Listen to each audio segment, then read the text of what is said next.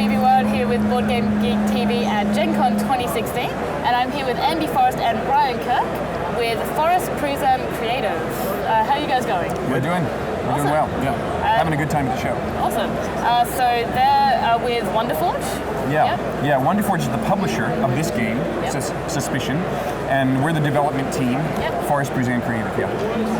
And so tell us a bit about this game you have with us, Suspicion. Yeah. So this is the box, and the high concept here is that you are invited to a rich guy's house, and everybody who comes to the party is a jewel thief. And you are trying to steal as many jewels as you can, which are marked here on the board as well.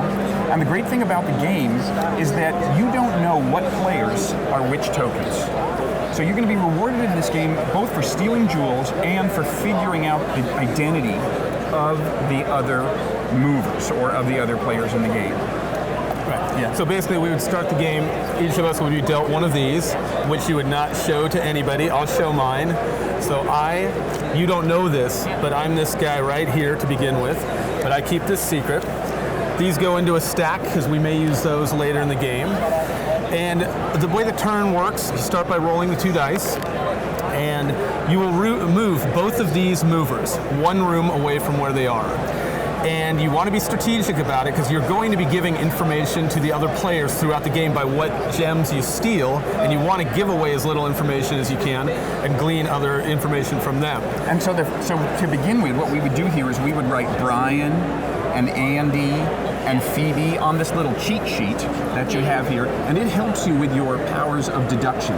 And it kind of is a little scorecard so you can keep track of the information you know. And you would keep this hidden from us as well. See that up there? Okay. And then, in addition to the dice, after you move the characters, before you move, you want to see what you're going to play. For instance, we have 2 cards in our hand, and you can play one of them, and there are 2 actions that you do, both of them. So when I play this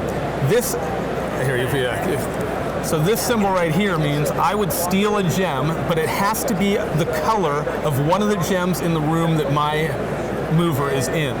So again, I know you guys don't know this. I'm this guy right here, so I can only steal a blue or a red. What I want to do with these is let's say I want to steal a red. I'll want to move this guy into a room with a red gem, and he's not in a room, so I'd like to move him in a room with a red gem, so that when I announce I am stealing a red gem, you guys can look at all the people that are not in rooms with a red gem and cross that off the list for me. For instance, we know that this mover cannot be Brian. And so this one cannot be Brian. This one cannot be Brian. Because there's no red gem there. So we would cross those off our list as we're trying to figure out who Brian actually is. What happened to my card? Then the second thing you get to do on your with this card is I would ask you or any one of the other players if their mover can see this mover, and it's a line of sight in a straight vertical line across the board. And so let's say I asked you, Phoebe, can your character see this character? And if you are this character, you would answer yes. You can always see yourself. And it's a straight line. And then you would pass me this secretly so the other players don't know the answer to it, and I would get to see the answer, either yes or no. So it's this character, and so it's a straight line. These people can see him, and these people can see him. If you're any of these, you have to pass him a no card. So I am the green lady with the very fancy hat, so I'll pass you a no. So in secret, you would take your no card, pass it over to Brian. And he would look at it and get some information that would be useful to him. Because it's a no, I know you're not any of those, I will cross all those off for you.